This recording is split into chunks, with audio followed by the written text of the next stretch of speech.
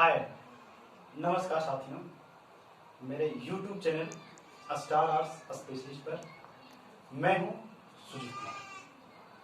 दोस्तों, मैं इतने दिनों से वीडियो लेकर के नहीं आ पा रहा था, जिसमें से मेरा भी कुछ गलतियां थी। और गलतियां तो नहीं कर सकते बट रीजन बता सकते हैं।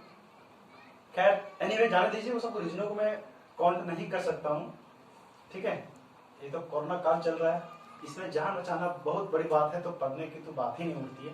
खैर, आप हमें उम्मीद है घर रह के भी आप लोग अपने पढ़ाई में कोई कमी नहीं छोड़े होंगे। और जैसे कि बता देते हैं कि एग्जाम जो है लगातार आप लेने की कोशिश करेगा यूनिवर्सिटी। ठीक है, तो एग्जाम का सिलसिला अब चालू होने वाला है, जैसे कि अनदर कॉलेज में हो भी गया है, 27 तारीख से हो। तो और भी सारे कॉलेजों में इंटरनल कभी एक्सटर्नल इस सारी एग्जामों को होने की कंटिन्यू रखेगा। तो उम्मीद है कि आप अपने पढ़ाई में कोई कमी नहीं रखे होंगे। तो चलिए इसी पढ़ाई को आगे बढ़ाते हुए, जहां से मेरा टॉपिक छूटा हुआ था, मैं इस टॉपिक को हम आगे बढ़ाएंगे। ठीक है, तो दोस्तों हम आज बात करेंगे कॉल विद्रोह। कौन सा विद्रोह? कॉल विद्रोह। जी हाँ, जो 1831-32 ईस्वी में हुआ था। ठीक है दोस्तों, 1831-32 में कॉल विद्रोह जो हुआ वह क्यों हुआ? कोई तो रीजन होगा। दोस्तों, इस विद्रोह का प्रमुख कारण क्या रहा होगा? और फिर कारण रहा तो कि युद्ध समाप्त भी हो गया, तो फिर इसका परिणाम फल क्या निकला? कुछ तो निकला होगा इसका परिणाम, रीजन। तो इन सारी चीजों को हम आपको इसी वीडियो में देने वाले हैं। तो आप लोग कहीं जाइएगा नहीं, बस देखते रहिए हमारी खास विषय कॉल विद्रोह का परिणाम और इसका रीजन क्या था। ठीक है, तो शुरुआत करते हैं दोस्तों हम एक मोस्ट पॉपुलर स्टोरी के साथ, जो आप लोगों के माइंड में ऐसे भर जाएगा जैसे कि एग्जाम में अगर लिखने को आएगा ना तो आप गर्दा उड़ा देंगे, है ना।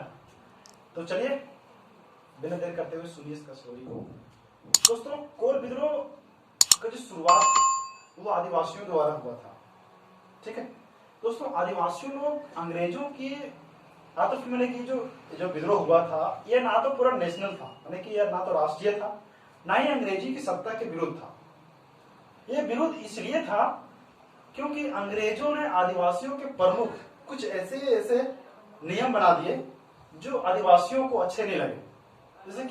जैसे कि आदिवासी लोग होते हैं, जंगल में रहने के लिए रहते हैं, वहीं का उसको वातावरण पसंद आता है।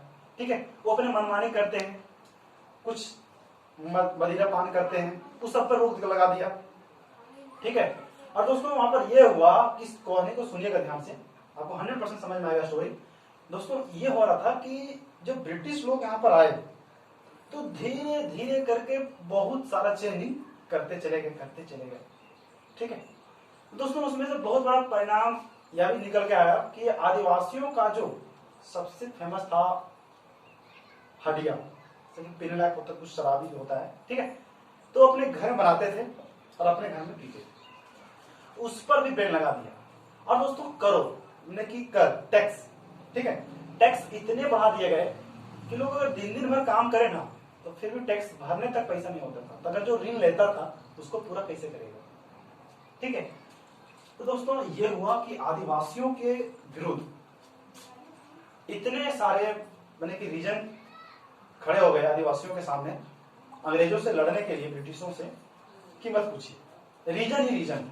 एक तो करों में बढ़ोतरी कर दिया गया, एक हड़िया था वो भी बैन कर दिया गया।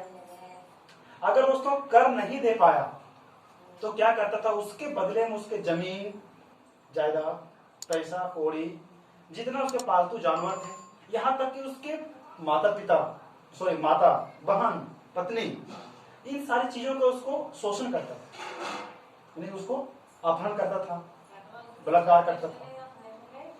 तो इतने सारे चीजों को देखते हुए या घर के लोग कैसे शांत रह सकते हैं? दोस्तों, यहां पर इतनी सारी चेंजें हो गई थी कि अगर कोई व्यक्ति 500 लेता था, अगर ऋण कोई व्यक्ति 500 रुपए लेता था, तो उसमें एक जीरो बढ़ा देने से, दो कागज चलता था ना, एक जीरो बढ़ा देने से 5000 हो जाता था। तो इस प्रकार से उस लोगों को अत्याचार आदिवासियों के ऊपर किया जा रहा था। लोग समझ नहीं पाते थे, भाई हमने कितना लिया, कितना वो उसको देना पड़ेगा। अगर नहीं देता तो शोषण इतना ज्यादा किया जाता था, वह व्यक्ति कुछ समझ नहीं पाता। ठीक है। एक तो यहाँ पर यह था कि इसकी न्याय व्यवस्था तो अच्छी थी नहीं, अगर थी तो वह बंगाल में थी। अगर व्यक्ति झारखंड से बंगाल जाता है ना, झारखंड से बंगाल जाता है न्याय मांगने के लिए, यहाँ पर तो उसको लूट काट दिया, जमींदार तो उसको जो मांगना था वो अपना कर तो ले ही लिया। अगर बोला ठीक है देखो अगर तुम्हारा न्याय चाहिए तो बंगाल जाना होगा तुमको। अगर भाई अगर झारखंड व्यक्ति को पैदल पैदल जाता था बंगाल, वहां जाते थे भाई पूरा काला काला कोट में ये सब क्या था, आदिवासी लोग को कपार समझ में आता था भाई, ये काला वाला कोट ही मैंने वकील होता था, कुछ समझ में आता नहीं था। फिर उसको समझाया जाता था, उसी के ब्रिटिश अधिकारी ही उसको समझाते थे वो अधिकार वकील है, वो जज है, ये है वो है करके, ठीक है, उसके पास न्याय मांगना पड़ेगा, वहां पर जाना होगा। तो दोस्तों यहाँ पर तो अपना पैसा बर्बाद किया ही किया। अब बंगाल में खर्चा कर रहे, इन्वेस्ट कर रहे, वो भी किसके सामने, ब्रिटिश लोग। यानी कि चारों तरफ से फायदा प्रॉफिट किसको हो रहा है, ब्रिटिश को हो रहा है, ठीक है, ब्रिटिशों को ही हो रहा है। अब हुआ यहाँ ब्रिटिश का किस प्रकार से फायदा हुआ, क्योंकि जमींदारों जो होता था, टैक्स जो होता था लेने के लिए वो कौन था, ब्रिटिश अधिकारी। टैक्स बने की ऋण देता कौन था, ब्रिटिश अधिकारी। ब्रिटिश अधिकारी बने की जिसके पास पैसा था, ठीक है, उसको उस शहर लेकर बैठा दिया कि तुम जाकर वहां पैसा लगाओ, अगर नहीं देगा वो उस आदिवासी लोग वहां के लोग, तो हम उससे हर्जाना के रूप में आपसे उसका जमीन दिला देंगे तुमको, ठीक है। तो मैंने कि चारों साइड से बेनिफिट जो होता था वह ब्रिटिश अधिकारी को होता था, ब्रिटिश ऑफिसर को होता था, ठीक है। अब कहानी यहाँ पर था कि बंगाल चले जाते, अब बंगाल जाता था तो वहां पर न्याय उसको मिलता नहीं था, बल्कि उल्टा यह पता चलता था कि उसका जमीन के साथ साथ उसको घर में रहने के लिए कोई घर भी नहीं, उतने में नीलाम हो जाता था, इतना में उससे लूटा जाता था, ठीक है। यहाँ पर 500 लिया था उसको 50, यानी कि 50,000 उससे लिया, वसूल जा चुका था, वसूल लेने के बाद भी उसका मैंने कि अभी भी ऋण माफ नहीं हुआ, यानी कि ऋण खत्म नहीं हुआ, दहभरी गए अपना, मैंने कि सारा जमीन ज्यादा लुटा दिया, पैसा लुटा दिया। अब उसके बदले में जमींदार क्या करवाता था कि उसके घर से जितने अधिक व्यक्ति थे, चलो मेरे घर में काम करो फ्री में, कोई पैसा नहीं। तो इतना ज्यादा शोषण कौन सहन कर सकता है, आदिवासी है भाई, फ्री माइंड वाले लोग होते हैं, उसको अपने कब्जे में कर पाना बहुत बड़ी बात है, और नहीं ब्रिटिश लोग कर पाए उसको, ठीक है।